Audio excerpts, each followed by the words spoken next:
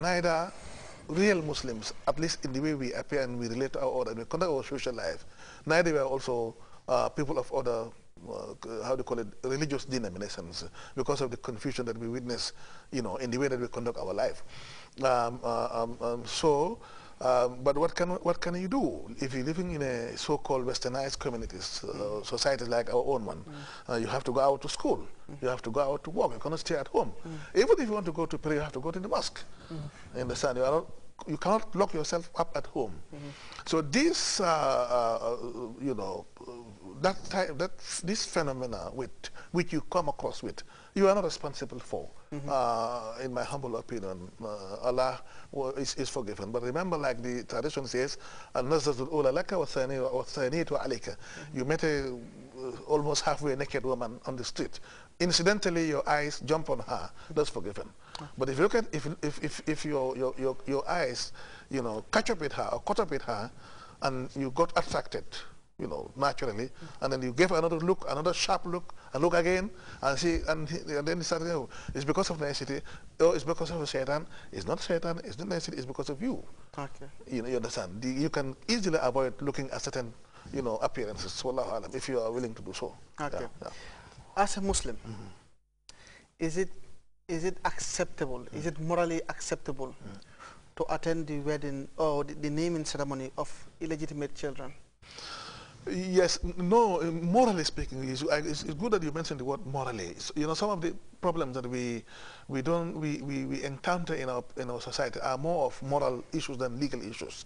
And also it depends, any, dignified Muslim person, particularly those that we look up to for guidance and so on and so forth, because their presence in such occasions will give a sort of moral support, will give a direct recognition. In fact, some sort of indirect encouragement, sort of legitimizing the whole gathering.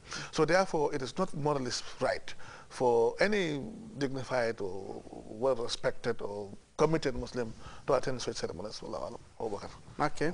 Now, another question here is, if someone had a child with a girlfriend, and this is common in the society, before marriage, and later on they got married and have maybe 3 or 4 more children. Yeah.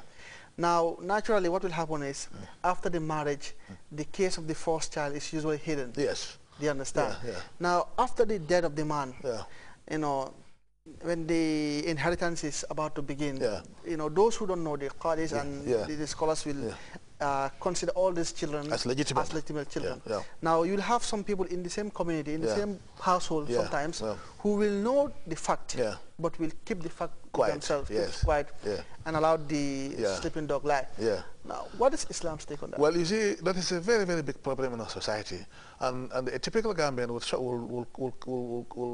remain quiet, saying that, well, because it's not my business. Well, I don't want to be sort of confusion, to cause misunderstanding.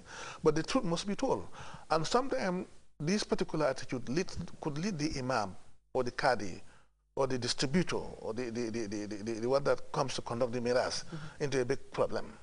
But of course, if it happens that way, that the inheritance is conducted in which they included the illegitimate child, is done out of ignorance. And whatever a person does out of ignorance, out of ignorance, not necessarily ignorance of the law, but out of ignorance of the fact on the ground, the person is going to be forgiven, inshallah.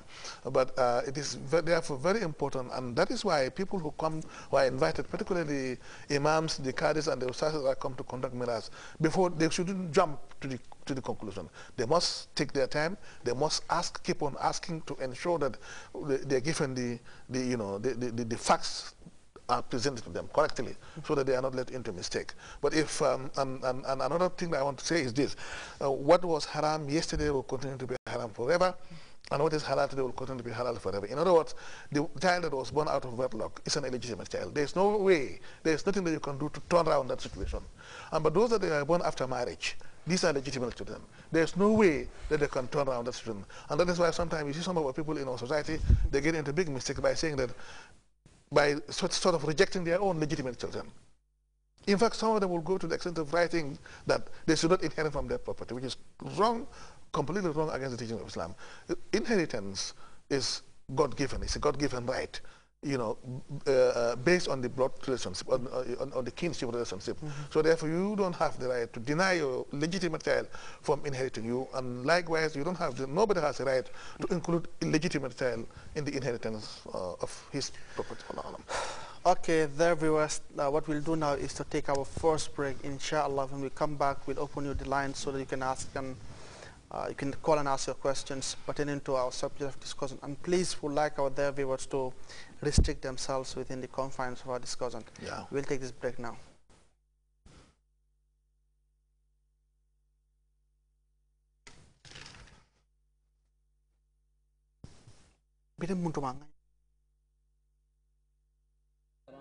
الذي علم بالقلم علم الإنسان ما لم يعلم كلا إن الإنسان ليطغى أن رآه استغنى إن إلى ربك الرجعى أرأيت الذي ينهى عبدا إذا صلى أرأيت إن كان على الهدى أو أمر بالتقوى أرأيت إن كذب وتولى ألم يعلم بأن الله يرى كلا لئن لم ينته لنسفعا. الحمد لله رب العالمين والعاقبة للمتقين ولا عدوان إلا على الظالمين.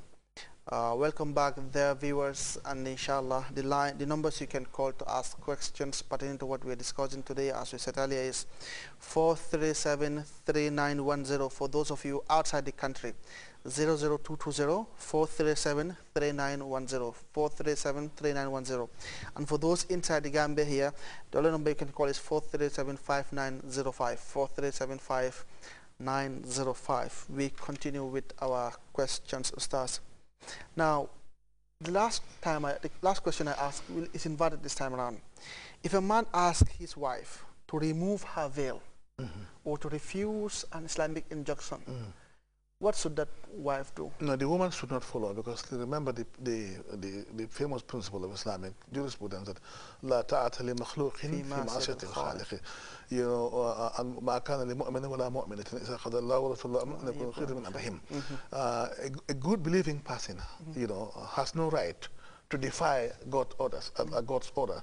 Once Allah or the Prophet of Allah says, do it this way, you must do it that way. And therefore, the human person has no authority whatsoever, you know, to impose his own will or his own desire or his own liking against the teaching of Islam. In other words, man has no right, has no power to, you know, ask the wife to disobey Allah or to violate any teaching of Islam. In this case, the wife should refuse to comply.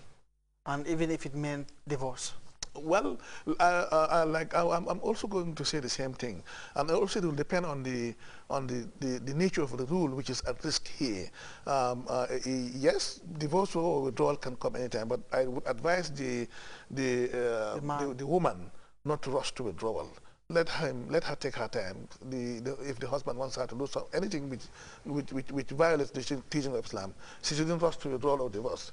Let the matter be handled in a more constructive and diplomatic way until they get to an understanding. Allah Alam. Okay, I think just to add on to that, like the Ray also says, Allahu Rasuluhu haqqu an yurduhu in kanu mu'minin. That Allah and His Messenger, He wants to please. Yeah, to please if there is need, yeah, if you are truly a believer. Yeah. Now we take our first caller, inshallah. Assalamu alaikum. Alaikum salam. Bismillah. Can you please reduce your TV a bit? Let me just go. Yes. Is it okay? Yes, okay now. I have to thank you very much. Thank you guys very much for this program. Can you please still reduce the volume of the TV a bit? It's infiltrating.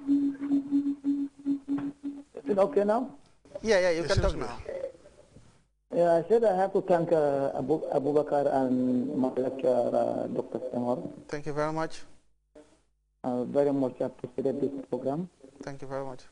And anytime I see you and Abu Bakr on the program, I always stay and watch it until anytime you people are out. Thank you very much.